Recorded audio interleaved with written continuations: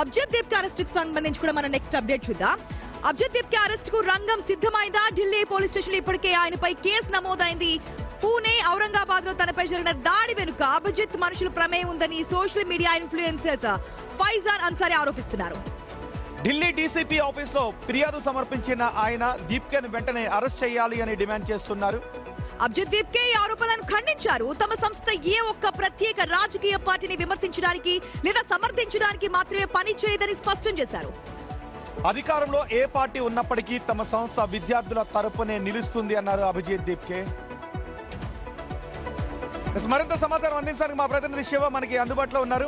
నిజానికి ఆశ, ఇలాంటి సందర్భాల్లో ఎవరైనా ఎవరిపైన దాడి చేస్తే ఆ దాడి చేసిన వ్యక్తులను పట్టుకుని ఆ తర్వాత దాని వెనుక ఏదైనా కుట్ర ఉంటే కుట్ర కారణమైన వాళ్ళని అరెస్ట్ చేస్తారు తప్ప నా మీద దాడి చేసిన వాళ్ళు అభిజిత్ మనుషులు అని చెప్పి అభిజిత్ని అరెస్ట్ చేసే అవకాశం చాలా చోట్ల ఉండదు.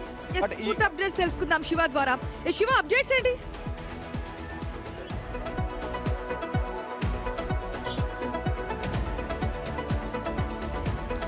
శివ, అభిజిత్ పై ఇచ్చిన ఫిర్యాదు గురించి మీ దగ్గర ఉన్న సమాచారం ఏంటి? పోలీసులు ఏదైనా యాక్షన్ తీసుకునే అవకాశం ఉందా?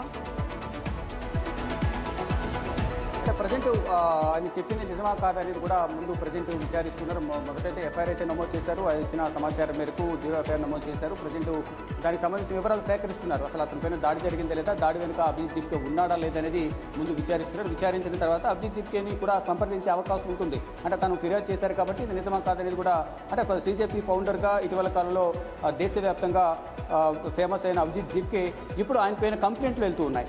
ఈ సందర్భంలో అది నిజమా కాదా, అంటే ఇన్ఫ్లుయెన్సర్గా ఉన్న నా పైన కావాలనే దాడి చేయించారు, అతను వ్యక్తిగత స్వార్థం కోసమే ఈ ధర్నాలు నిర్వహిస్తున్నారనేది. అంటే అసలు దాడి చేసిన వ్యక్తులను గుర్తించారా?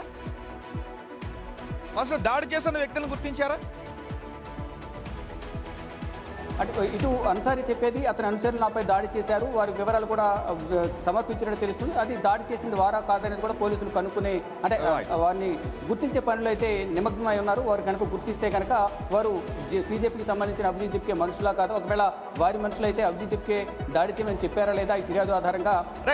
ఇప్పటికే అభిజిత్ గురించి వస్తున్న విమర్శలపై ఆయన రియాక్ట్ అయ్యారు. ఆయన చదువుకోవడానికి డబ్బులు ఎక్కడి నుంచి వచ్చే వీడిపోయినా. సో ఇప్పుడు కేసు నమోదైంది కాబట్టి ఈ కేసు గురించి ఏమైనా రియాక్ట్ అయ్యారా? అంటే ఈ కేసు అభిజిత్ పై కాకపోయినా అభిజిత్ ఉన్నారు అంటూ కేసు పెట్టారు కాబట్టి కేసు ఒకటి కేవలం ఆర్టీఐ సంబంధించిన ఇష్యూ మాత్రమే ఆయన వద్దకు వెళ్ళింది.